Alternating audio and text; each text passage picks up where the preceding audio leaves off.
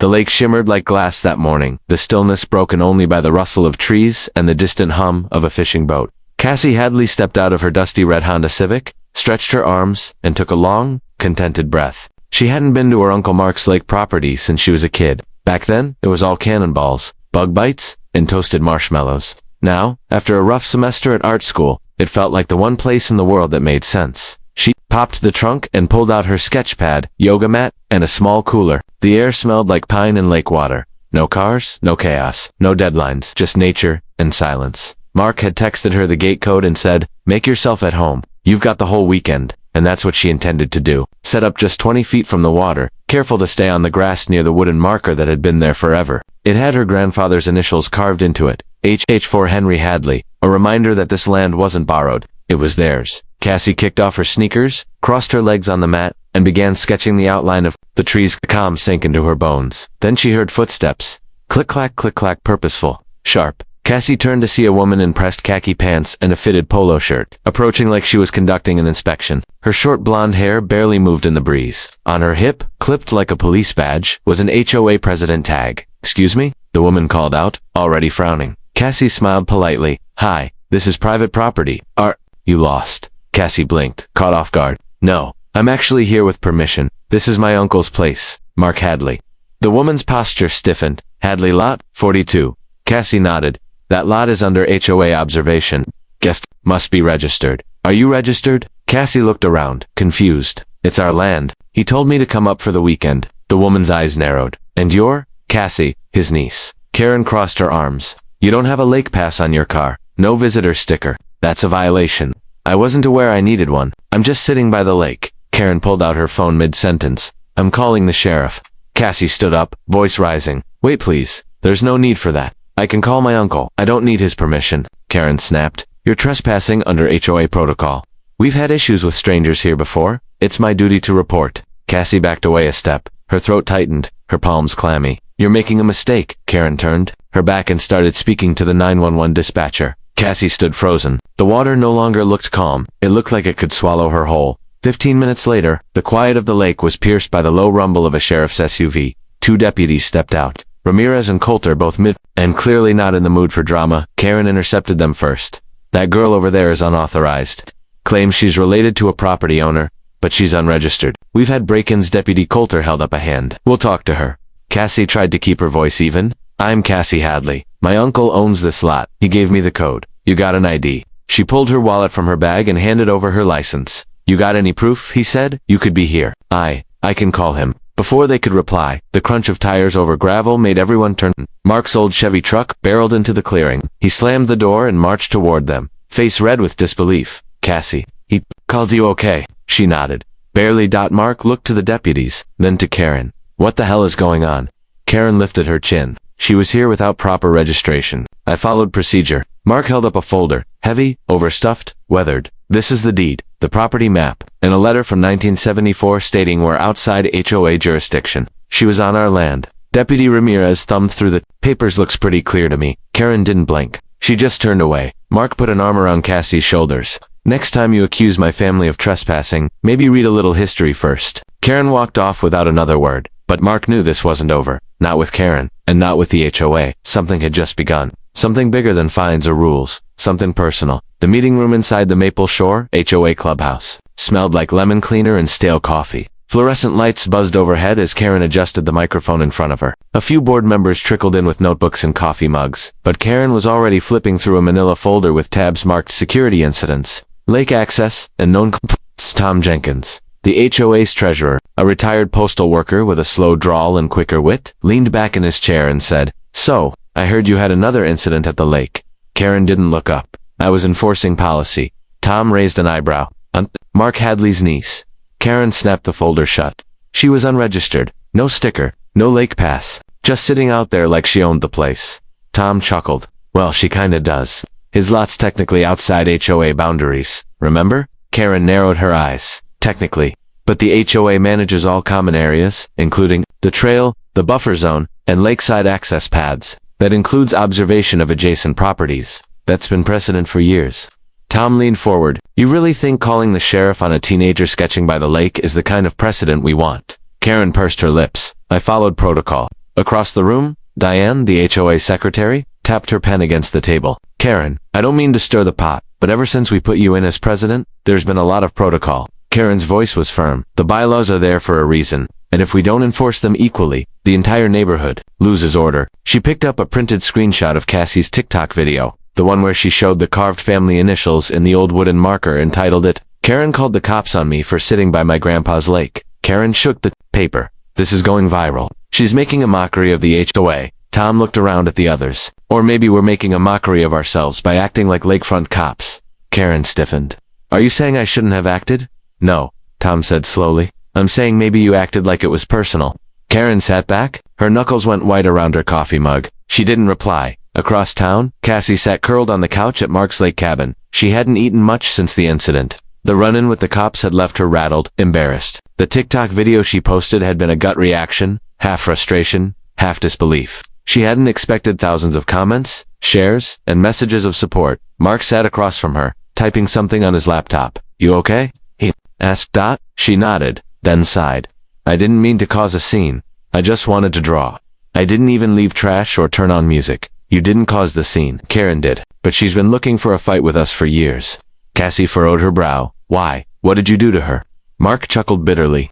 I didn't buy into her dream of turning this place into a gated kingdom. When she pushed for mandatory dues on lots not under HOA jurisdiction, I fought it. When she wanted security cameras near the lake, I told her she didn't have the authority, and now she's targeting you. Mark looked up. Now she's targeting you. That's the problem. Cassie's phone buzzed. Another message. Another person sharing the video. Another stranger telling her, stand your ground. Mark looked at his laptop. I've been digging through the bylaws, county maps, deed records. She's overstepping, and I'm gonna prove it. Cassie smiled, but it was thin. What if she finds you? Mark nodded slowly. Then I'll find her right back. Later, that evening, Karen sat alone in her car, parked outside her own home, a prim, tightly manicured colonial 2 streets over from the lakefront. She scrolled through the TikTok comments on her phone, each one a jab. Karen's out of control. Power. Trip much. She really called the cops on a girl sketching a tree. Karen stared at the screen. Then she closed the app, opened her email, and began drafting a formal notice to the board. To all HOA members, in light of recent events, I propose an emergency meeting to discuss expanding enforcement measures and reevaluating usage rights surrounding lake-adjacent properties. Safety is our priority. Compliance must be enforced. She didn't sign it with her name. She signed it as Karen Redmond, President Maple Shore, HOA. Her smile returned because, in Karen's mind, the war had just begun. The envelope arrived on a Monday morning, tucked between a utility bill and a hardware store coupon. Heavy cream, cardstock, HOA letterhead. Certified. Mark didn't even open it inside. He ripped the seal standing on his front porch with a mug of black coffee in one hand and suspicion in the other. Violation notice, fine issued, amount $2,000. Reason, unauthorized guest usage of HOA monitored lakefront. Mark blinked, then blinked again. He read the paragraph twice, trying to understand the mental gymnastics required to turn a family visit on private property into a $2,000 debt. He set his coffee down, grabbed his phone, and dialed Maple Shore HOA office. Said a voice that was too cheerful for a Monday. This is Mark Hadley. I just got hit with a $2,000 fine for having my niece at my own lakefront. A pause, then a sheepish, let me transfer you to President Redmond. 2 rings later, Karen's voice answered with faux courtesy. Mark, I figured I'd hear from you. What kind of fantasy world are you living in where you think you can find me for someone sitting on my own land? It's not your land I'm finding you for. Karen replied smoothly. It's the common access trail she used. We've recently amended enforcement guidelines for shared spaces. She didn't even walk on the trail. She drove in, straight to my lot. There's a shared turnoff, and cameras show she accessed the HOA monitored perimeter. That qualifies as usage. If you'd like to appeal, oh, I will, Mark snapped. And when I do, you better be ready to explain why you're weaponizing bylaws against families. Karen didn't respond right away. Then, with a sigh, Mark, this isn't personal. He hung up before she could finish. 3 days later, he drove out to the lake to clear his head. He needed to take photos, gather documents, and prepare his response to the fine. He pulled up to the familiar gravel path, only to slam the brakes. A heavy steel lockbox now hung across the HOA trail gate, brand new, bolted with a shiny padlock. Reflecting sunlight like it was mocking him, he climbed out and inspected the sign posted next to it. Access to HOA monitored trail requires permit. Unauthorized entry will result in fines and potential legal action. There was no contact number, no key access instructions, just bureaucratic fencing. He stood in stunned silence, then took out his phone and snapped photos. 2 hikers walked by, slowed when they saw the lock, then recognized Mark. Did she lock you out of your own lake again? One of them asked. She thinks this trail gives her control over everything it touches, Mark muttered. He texted the photos to Cassie with a caption, "You won't believe this." Later that afternoon, Mark marched into the HOA clubhouse with a manila folder stuffed with more history than Karen had patience for. 5 board members sat at the long table. Karen presided from the head seat like a trial judge. He slapped the folder down. These are certified copies of the deed, survey maps, letters from 1974 and 1991 confirming my lot is exempt from HOA control. Karen didn't flinch. Your lot may be exempt, but access to it passes through HOA-monitored trails. That gives the board the right to enforce its usage. Wrong, Mark said, voice rising. The county map shows a separate easement. Your so-called trail cuts into a slice of land I legally own. Want to argue jurisdiction? Fine, but the law is not on your side. A murmur moved through the board. Tom, the treasurer, leaned forward. Do you have those survey maps handy? Mark opened the folder and spread out 2 laminated diagrams. Everyone leaned in. Karen didn't. She stayed still, watching the room, as if she were calculating how much loyalty she still had left. Diane broke the silence. Karen, if this is accurate, we're fencing off a property we don't even manage. Karen's voice was cold. The map may be outdated. Tom gave her a sideways glance. So update it, then apologize. Karen's jaw tightened. That night, Mark and Cassie sat by the cabin's fire pit, flipping through comments on her second TikTok. This one showed the padlocked trail and read, HOA locked us out of our own beach. My uncle's bringing receipts. The comments section was ablaze. This Karen is on a power trip. Next episode, HOA gets wrecked by county records. Please tell me you're taking this to court. Cassie looked up. So, what now? Mark stared at the flames. Now we go quiet. Quiet. He nodded. Let Karen think she's won. Let her get comfortable. Then he pulled out a notepad and began sketching a layout. Because next time we show up at that lake, we're bringing more than just a folder. The county records office was as dull and lifeless as a DMV lobby, beige walls, flickering fluorescent lights, and filing cabinets that looked like they hadn't been moved in decades. But for Mark Hadley, it might as well have been a war room. He adjusted his baseball cap, nodded politely to the clerk, and stepped up to the service counter. I need plat maps from 1972 through 1995 for parcel 1 to be 41, he said. It's off Maple Shore Lake. Should also show easements and right-of-way. The woman behind the desk blinked slowly. Going back a few decades, huh? Mark smiled. Let's just say there's a neighbor who needs a history lesson.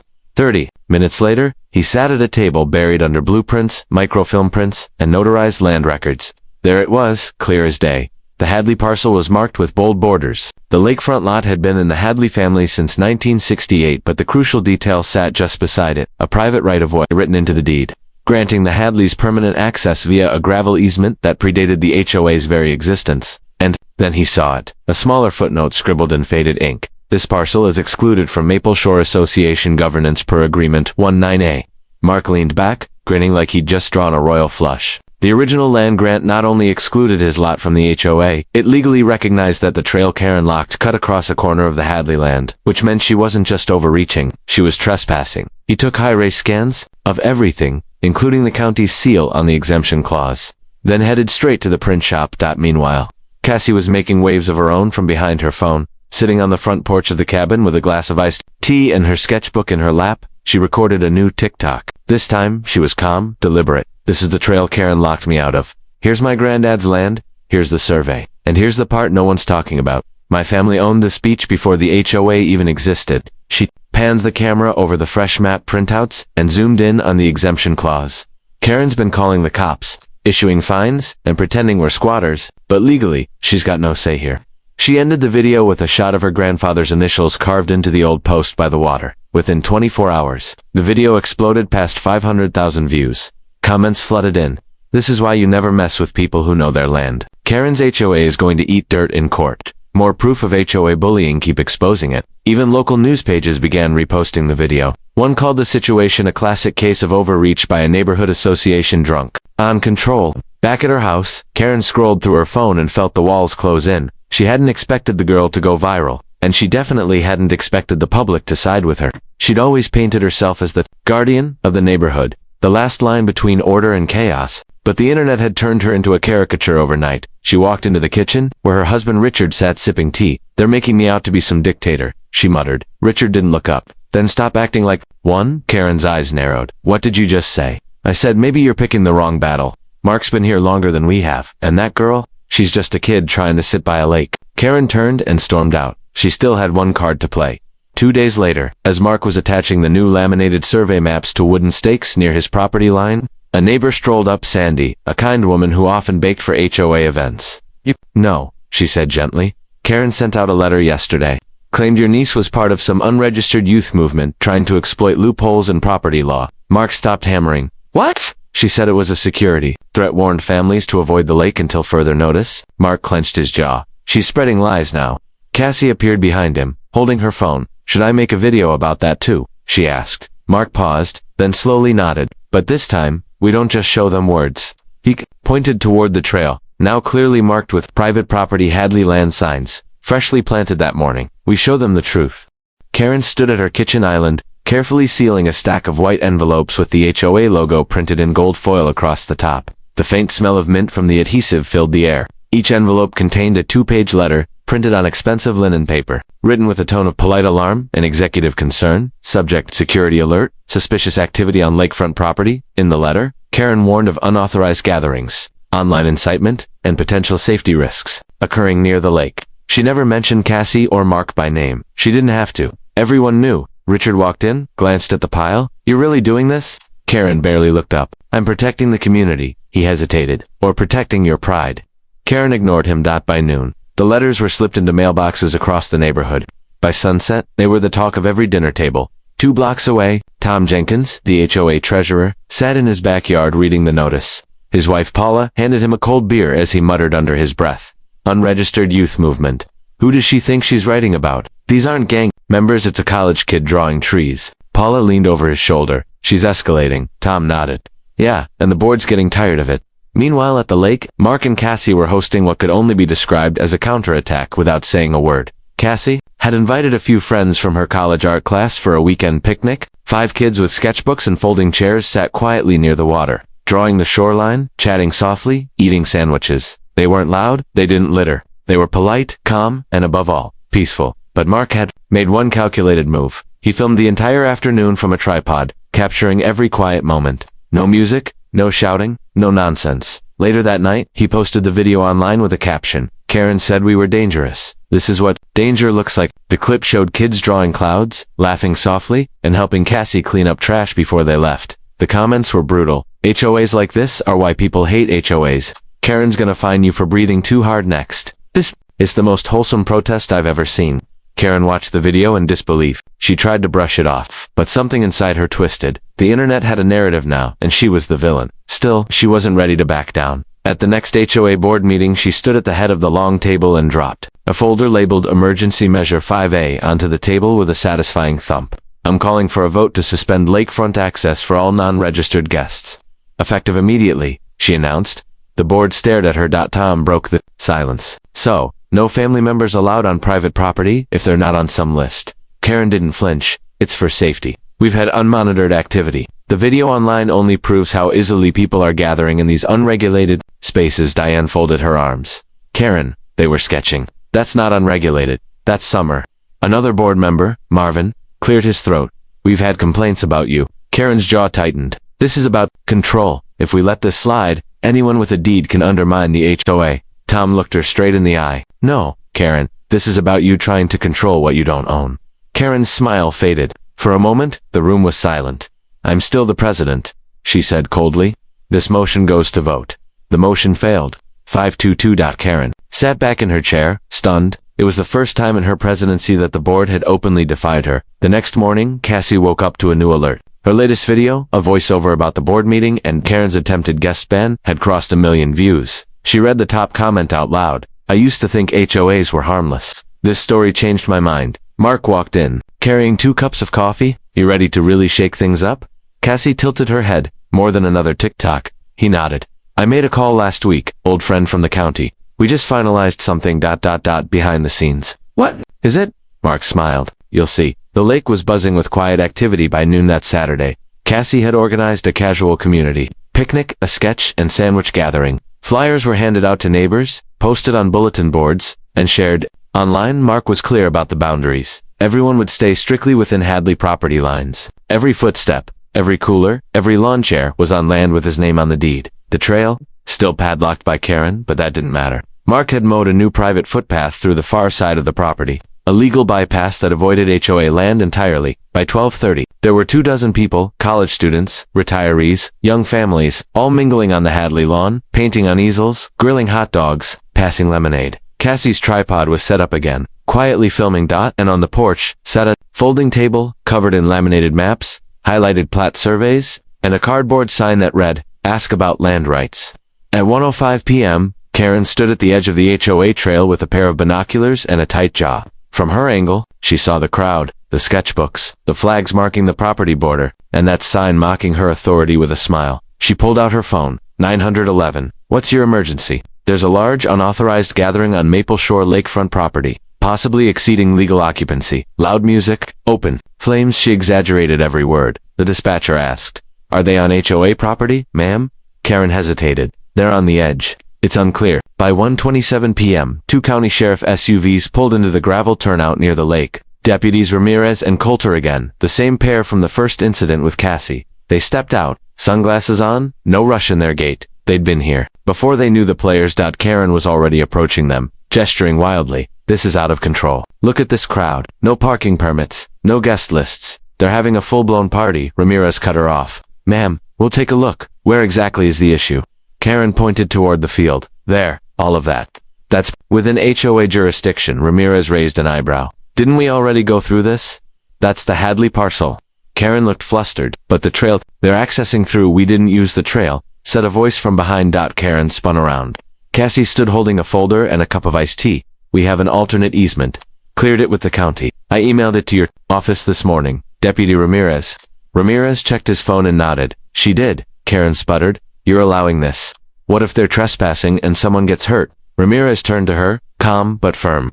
"Ma'am, not only is this gathering on private property, it's being run more responsibly than some HOA barbecues I've attended. There's no music, no trash, no violations." He turned to Mark, who was walking over with a clipboard. "Afternoon, Mark." "Afternoon, Deputy Lemonade." Coulter smiled. "Don't mind if I do." Karen's face went crimson. "You're letting this happen?" she hissed. "Letting," Ramirez said. "This is America. Man owns his land. Ma'am, has every right to have folks over. You call us for a real emergency, we'll come running. But this," he pointed at the scene. "This ain't that." Karen's jaw quivered. Her hand tightened around her phone like it was a weapon. She said nothing. For the first time, the law wasn't on her side. She turned and walked away, slow, robotic, like someone just informed her the kingdom she ruled never actually existed. That night, the full video went live. Title: Karen called the cops again, but this time they stayed for lemonade. It showed the picnic, the sketches, the deputies laughing with Cassie, Ramirez sipping lemonade while leaning on his cruiser. It ended on a still frame of Karen walking away in silence. With text fading in, "You can only fake control for so long." The video hit 1 million views in a matter of hours. Later that evening, Cassie sat on the porch with Mark, scrolling through comments. "Deputies, a legend. She really called 911 on iced tea and pencils. This HOA is turning into a Netflix show." Cassie turned to her uncle. "We've beaten her, haven't we?" Mark's eyes stayed on the tree line. Almost she frowned. Almost. He reached behind the bench and pulled out a manila envelope, handing it to her. Inside was a property deed. A new one. Cassie read the address, and her eyes went wide. That's the trail lot next to Karen's house." Mark nodded. "Just bought it yesterday. From an old neighbor who's moving out." Cassie looked up, stunned. "You bought her walking path." He smiled slowly. "And she doesn't even know it yet." Cassie stared at the deed in her hands like it was a ticket to a new universe. Mark's name was printed in bold on the line marked buyer. The parcel number was unmistakable. Lot 1 to be 42A, a slim, curved slice of land that included the stretch of gravel trail Karen had been claiming for years. She looked up, stunned. "You bought the trail." Mark nodded, calm as ever. "Not the whole trail, just the 30-foot segment that runs from the back of her house down toward the lake. The one she uses every morning." Cassie's eyes widened. That's the same one she locked last month." Mark leaned back, sipping his coffee, and posted signs on and claimed in 5 board meetings. "Funny thing is, the neighbor who owned it never once claimed it was HOA property. He just didn't use it. So when he said he was moving to Arizona, I made an offer." Cassie shook her head, a grin forming. "She's been barking from a platform she didn't even own." Mark chuckled. "Exactly. But they weren't done yet." The next day, Cassie walked into the county recorder's office with the deed in one hand and a civil rights attorney's card in the other. The plan wasn't revenge. It was accountability. She filed a private easement restriction notice on the newly acquired trail. In short, Karen was no longer permitted to walk across that land without explicit permission from the owner, Mark Hadley. And because it wasn't part of the HOA map, the board couldn't override it. Cassie also submitted a formal harassment complaint, citing the false police reports, the public defamation letters, and the multiple unauthorized attempts to enforce HOA rules on 9HOA property. Mark helped her draft every line. That afternoon, Cassie posted a new video, the calmest one yet. She stood beside the now posted sign that read, "Private property trespassing prohibited," without permission behind her. The trail snaked down toward the lake. Cassie looked directly into the camera. This is the same trail Karen used to walk her dog every morning. The same one she claimed belonged to the HOA. Today my uncle owns it, and as of this morning she's not allowed to use it. She paused. Because here's the truth. When you use power to push people down, don't be surprised when the ground shifts beneath your feet. Fade to black. The video hit 1.2 million views by nightfall. At 6:47 a.m. the next morning, Karen, Redmond in sneakers and a zip-up fleece, stepped out of her back gate with her dog Peanut on a leash. It was her routine. Quiet, predictable. She descended the gravel path toward the lake, her mind still full of HOA spreadsheets and legal drafts. But as she turned the bend, she stopped. There it was. The sign, private property, nitrogen monoxide, HOA, access surveillance, active. Beneath it, a smaller placard, contact owner, M. Hadley, Karen, stared at it for a full 10 seconds. Her grip on the leash tightened. Peanut barked softly. Then she turned and looked up and saw Cassie on the ridge above the trail, holding a coffee mug, phone already recording. "Morning," Cassie called down. Karen didn't respond. Her cheeks flushed red. "You're trespassing," Cassie added, voice steady. "But I won't call the cops. We're not you." Karen turned without a word and walked away. Her steps were slower. Her dog whined, confused. Cassie didn't smile. Not out of smugness, just calm. Quiet justice. Later that afternoon, the HOA group chat exploded. Screenshots of the sign, the video, a copy of the county's updated parcel map with Mark's name, now listed as the legal owner of the trail section. Tom Jenkins texted one line in the group thread. "Well, this just turned poetic." Diane followed with, "So, when's the next vote?" Karen didn't reply. She didn't show up to that week's board meeting either. That evening, Mark and Cassie sat by the fire pit again. "No knock on the door yet?" she asked. Mark shook his head. "Nope, and don't expect one. She's not built for accountability." Cassie pulled out her phone. "Think we're done?" He considered it almost. "But you deserve the last word." Cassie grinned. "Already editing the next video." Mark raised an eyebrow. Title. She held up her phone. The screen read, "Karen tried to control the trail. Now she has to ask permission just to walk her dog." They both burst out laughing. The Maple Shore HOA clubhouse had never been this full. Folding chairs spilled into the hallway. Neighbors, who hadn't attended a meeting in years, stood along the walls, arms crossed, whispering as they watched the empty seat at the head of the boardroom table. Karen's seat, she hadn't shown. Again. Diane cleared her throat, eyes scanning the room. "We'll begin with item 1, the motion to vote on leadership restructuring." Tom Jenkins sat beside her, expression solemn. He looked down at the agenda, then up at the room. "Let's not pretend we don't know why we're here," he said. "Over the past month, the board, and by extension, this community, has been pulled into a series of conflicts that never needed to happen. Police were called, fines were issued without cause, property rights were ignored, and all of it was driven by personal vendettas, not policy." A ripple of quiet agreement moved through the room. Mark sat near the back, arms folded, silent. He wasn't here to gloat. This wasn't revenge, it was repair. Tom continued, "We're voting today on a motion to remove Karen Redmond as president of the HOA due to abuse of authority, failure to maintain impartial governance, and multiple verified complaints by residents. A 2/3 majority is required." Diane raised her hand. All in favor. Hands shot up, row by row, clean, decisive. The motion passed 31-2, just like that. Karen's reign ended, not with shouting, but with quiet hands in the air. Karen sat alone in her living room, blinds drawn. Her phone lay face down on the table, buzzing with unread notifications, HOA chat, community page alerts, news headlines. She didn't check any of them. Her power had slipped away, not with a scandal, but with slow, steady erosion, paper cuts of accountability, each one slicing deeper than the last. Peanut curled by her feet, paw twitching in sleep. Karen stared out the window at the gravel path she could no longer walk without permission, and for once, she said nothing. The following weekend, Mark invited the entire neighborhood to the lake. No permits, no paperwork, no speeches. Just people. Kids splashed in the water. Seniors played cards in lawn chairs. College students painted the shoreline. Even Tom manned the grill, flipping burgers with a spatula shaped like a trout. Cassie sat on a picnic, blanket sketching the scene. "This feel like victory?" Mark asked, dropping beside her with 2 sodas. Cassie looked around at neighbors, laughing. Fences forgotten for a moment, rules not hanging over their heads like thunderclouds. "No," she said, "this feels like healing." That night, Cassie uploaded her final video. She kept it simple, a montage of the lake day. No narration, just the sound of water, laughter, breeze. Overlaid text faded in. We didn't win by yelling louder. We didn't win by fighting dirty. We won by standing on truth and holding our ground. It ended with a shot of the original wood marker. Her grandfather's initials still carved deep into the grain. H. Henry Hadley, a symbol of everything that couldn't be erased, no matter how hard someone tried to rewrite the rules. 1 week later, Cassie received a letter in the mail. No logo, no return address. Inside was a folded note, handwritten in tight cursive. Cassie, I don't expect forgiveness. I only want you to know that I watched every video, and I heard you. Maybe too late, but I heard you. This isn't the neighborhood I wanted to shape, but I see now it's the one I needed to listen to. Cassie stared at the signature for a long moment. There was no apology, no excuses, just acknowledgement. And that was enough. She tucked the letter into the back of her sketchbook and closed it. The lake remained, the trees remained. The community bruised but breathing remained. And somewhere in the silence of it all, a lesson took root. Power doesn't come from a title. It comes from how you treat people when you think no one's watching. Karen forgot that Cassie made sure the world remembered. End of story.